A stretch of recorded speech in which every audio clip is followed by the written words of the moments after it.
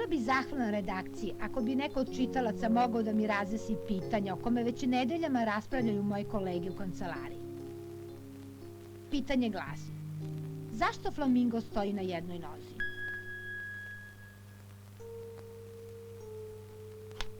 Da je gospođa pomnije analizirala flaminga, primetila bi da on ne stoji na jednoj nozi, već se premešta s noge na nogu. Evidentno je obrnuta korelacija između učestalosti tih premeštaja i čvrstoće korita reke u kojoj jedinka obitava.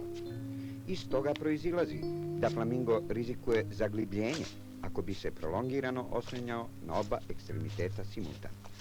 Alternacijom noseće noge, on taj rizik eliminiše. Mislim da razlog zbog kog flamingo džonja na jednoj nozi jeste taj da ako bi džonjao na obe, on bi jednostavno zveknuo. U izuzetno dugim i mršavim nogama flaminga krvna tenzija je preniska da obezbedi optimalnu cirkulaciju krvi.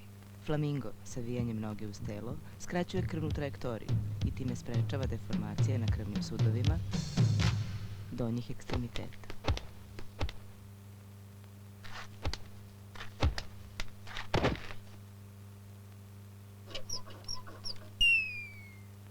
Palo mi je nešto na pamet, ako smem da se mešam. Možda se ptice okreću uvek prema vetru i kiši, postavljajući perje kao crep na krovu kuće. U slučaju da je vetar promenljivog pravca, onda flamingo mora da stoji na jednoj nozi da bi mogao da se okreće. Kao vetrokaz.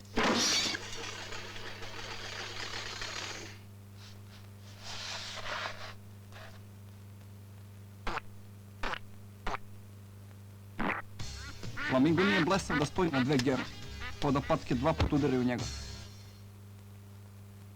To se i ja često pitam kao čuvar zoološke bašte u kojoj brinemo svih 6 postojećih vrsta flaminga. Ja sam prvo mislio da oni to rade da bi se ugrejali, što znači da bi flamingo više stajao na jednoj nozi zimi nego leti. Ali sam vršeći merenja štopericom utvrdio da to nije slučaj.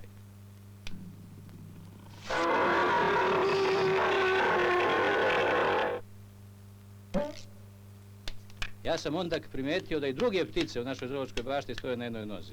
Naprimjer, patke.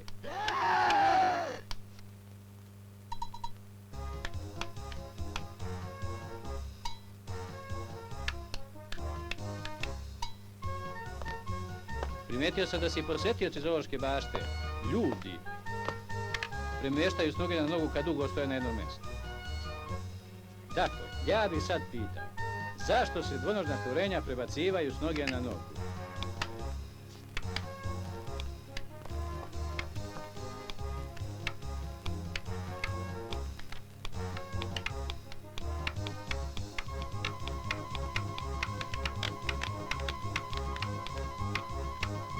Kao glavni i odgovorni urednik ovog lista, želeo bih da izrazim svoja razmišljanja na temu flaminga, pa da zaključimo diskusiju. Australijski domoroci love kengure tako što stoje na jednoj nozi i time ih varaju, jer kenguri iskustveno prepoznaju samo zastrašujuće dvonošce koje ih tamane. Naravno, kenguri time prave fatalnu grešku koja ih najčešće košta gubitka slobode iz sportskog života ili života uopšte.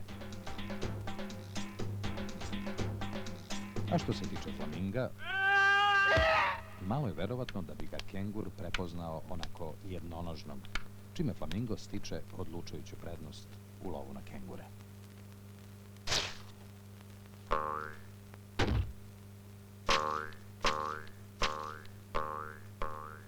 Ja bih imao još jednu eksplikaciju, ako dopustite. Naučno je utvrđeno da kod usnulih živih bića spava samo jedna polovina mozga. Na taj način su jedinke uvek spremne da reaguju na spoljne nadržaje. Flamingo, koji se odmara, oslanja se na nogu pod kontrolom budne polovine mozga. Smenom budne moždane polovine automatski se menja i dežurna noga. Ali, ukoliko bi se flamingo oslanjao na obe noge, usnula polovina bi ga izdala i prouzrokovala proces padanja koji je ekstremno dug i bolan s obzirom na dužinu flamingovih nogu. Dragi čitaoci, kao glavni i odgovorni urednik moram da primetim da ovakva diskusija predstavlja pravi put do rešenja svakog problema. Ovakav pristup može doprineti i boljem shvatanju čoveka, sveta koji nas okružuje, kao i same suštine života uopšte, a i šire. Onda ja imam još jedno pitanje koje me mnogo muči. Zašto patkice ne mogu da plivaju?